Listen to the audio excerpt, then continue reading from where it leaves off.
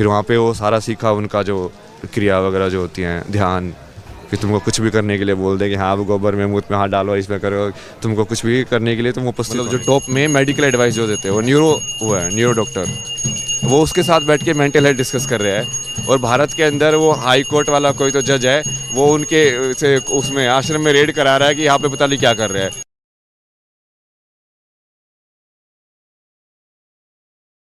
मैं घर में बैठ के बेसिकली वो सदगुरु का क्रिया है, मैं वो करता था, ध्यान में बैठ के ओम ओम तुम कर रहे हो, क्रिया कर रहे हो।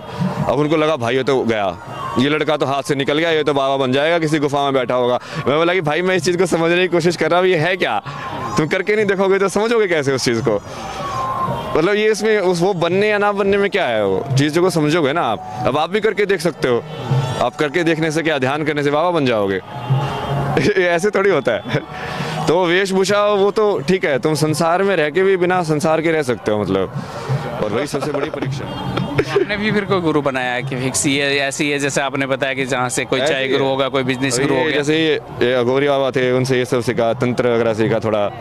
फिर दूसरे वाले बाबा से, सब अलग अलग चीज़ों को जानते हैं ना, और तुमको सारी चीज़ें सीखनी है मान लो, तो ये कैसे सिखाएगा। तुमको मंत्र को अलग से सीखना पड़ेगा, तंत्र अलग से सीखना पड़ेगा, ये चीज़ अलग से सीखनी पड़ेगी, भक्ति अलग से सीखनी पड़ेगी। जैसे प्रेमानंद जी भक्ति के बहुत बढ़िया हैं, तो उनको देखो भक्ति फिर आता है, हाँ ये है भक्ति।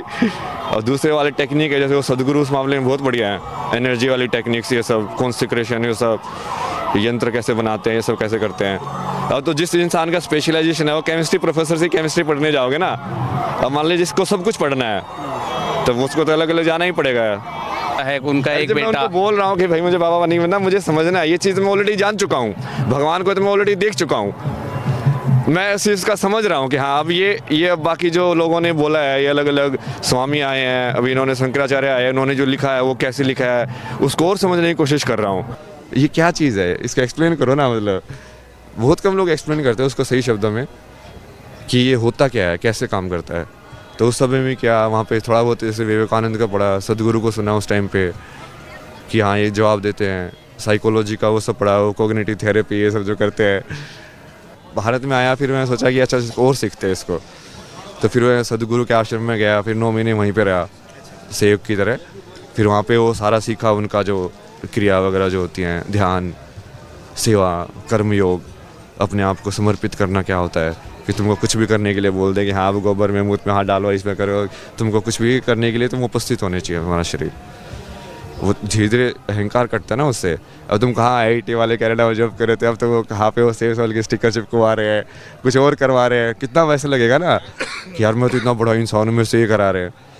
बट वो वहीं पे असली परीक्षा है तुम्हारी। तो फिर वो सीखा, फिर उसके बाद फिर बाहर आया, वहाँ पे पूरा हो गया। मतलब वही अब सब महादेव डायरेक्ट करे ना, इसके बाद बोलो 2021 के बाद सब महादेव डायरेक्ट कर रहे हैं। फिर महादेव बोलो, कुछ महादेव पर छोड़ दिया, महादेव। हाँ, उसके बाद मतलब मेरा एक ही काम था कि इस विष को, ये पूरा सत्य को वापस कैसे लेके आना है वो बता दो मेरे को। उस टाइम पे 3-4 महीने में दिल्ली में रहा वहाँ पे, तब मैंने पूरी पढ़ाई की, सारी साइंस के, क्वांटम फिजिक्स से लेके, न्यूरो साइंस से लेके, कंप्यूटिंग से लेके, एनालॉग से लेके, जितना भी सारा सब पढ़ के वहाँ पे वही जैसे जो साधना जो वहाँ पे सीखी थी ना आश्रम में, वो साधना करता था सुबह जैसे 2-3 घंटा। बीच में फिर मैं अपने वाला वो साधना करता था, ज्ञान वाली, कि हाँ अच्छा अभी आज ये चीज़ सीखनी है, आज इसके बारे में पढ़ना है। अभी क्या है ना, जर्नलिस्ट में भी मैंने इनके ऊपर ही बहुत कमेंट किया ना, मैंने लिखा हुआ है ऐसे कि बहुत सारे ऐसे हैं भारत के जिनको ये अमेरिका वाले पैसे दे देते हैं, अवार्ड दे देते हैं, तो वो अमेरिका की बोली बोलना चालू कर देते हैं। अब वो हो सकता है इंटेंशनल और अनइंटेंशनल भी हो सकता है कि तुमको जो अप्रिशिएट कर रहा है ऑब्वियसली तुम उसके विचारों से सहमत होगे, बट वो अब अमेरिका के वो लोग ऐसे भी लोग भी नहीं है कि जो साइंस विज्ञान समझते हो। क्योंकि अभी मैं जैसे सदगुरु का ही हुआ था, वो सदगुरु जो है वो अमेरिका के जो वो है ना सर्जन जनरल, मतलब जो टॉप में मेडिकल एडवाइस जो देते हैं, वो न्यूरो डॉक्टर, वो उसके साथ बैठ के मेंटल हेल्थ डिस्कस कर रहे हैं। और भारत के अंदर वो हाई कोर्ट वाला कोई तो जज है, वो उनके से उसमें आश्रम में रेड करा रहा है कि यहाँ पे पता नहीं क्या कर रहे हैं। अरे भाई, वो इंसान को समझ में आता है कि इस इंसान की वैल्यू क्या है। अब तुम गधे हो क्या, मतलब कि वो न्यूरो ब्रेन सर्जन है, वो यदि उस सदगुरु को साथ में बैठ के उसको रिस्पेक्ट दे रहा है, तो उसको समझ में आता होगा ना कि हाँ ये इंसान की बातों में कुछ दम है, उसमें दिमाग नहीं है क्या, मतलब। और तुम यहाँ पे बैठ के बोलते हो कि ये अंधविश्वास है, ये सब है। अरे यार कुछ तो देखो, मतलब तुम जिन लोगों को फॉलो कर रहे हो एटलीस्ट उनकी बात ही देख लो।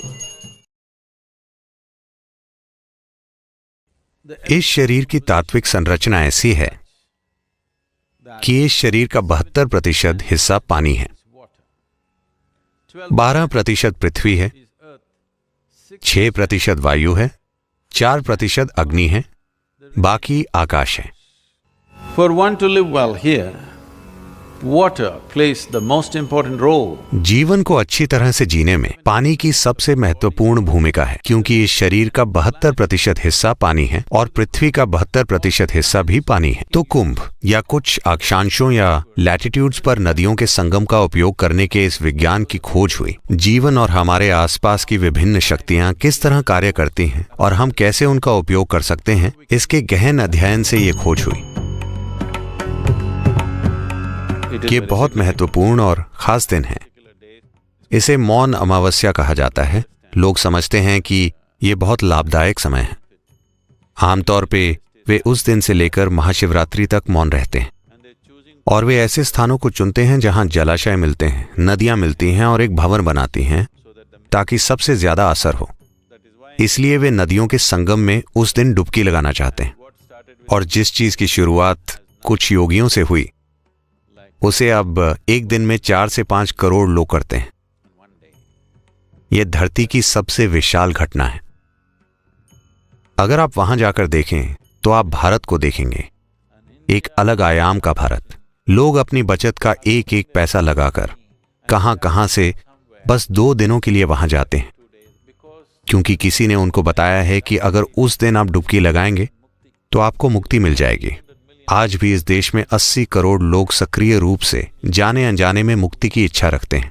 ये एक अविश्वसनीय बात है। धरती पर कहीं भी ऐसी कोई घटना नहीं हो रही है कि इंसान अपने अस्तित्व के वर्तमान स्तर से आगे जाने की गहरी सचेतन इच्छा रखते हों। जब बात इंसान के भीतरी सिस्टम की आती है तो दुनिया में और कहीं भी लोग ऐसे गहन समाधान नहीं दे सकते जैसे भारत दे सकता है, क्योंकि ये ऐसी चीज है जिसमें हमने लगभग 8 से 10 हजार वर्षों से अपने समय, जीवन और ऊर्जा का निवेश किया है और ये ज्ञान पाया है। ये ऐसी चीज नहीं है जिसमें हम विश्वास करते हैं। हमने ये फिलॉसफी नहीं बनाई। ये ऐसी चीज है जिस पर हमने करीब से गौर किया, उसको समझा और इस तक पहुंच बनाने के साधन तैयार किए। ये मेरी कामना और मेरा आशीर्वाद है कि ये कुंभ मेला दुनिया को इस संभावना के प्रति जागृत करने की दिशा में एक बड़ा कदम बन जाए।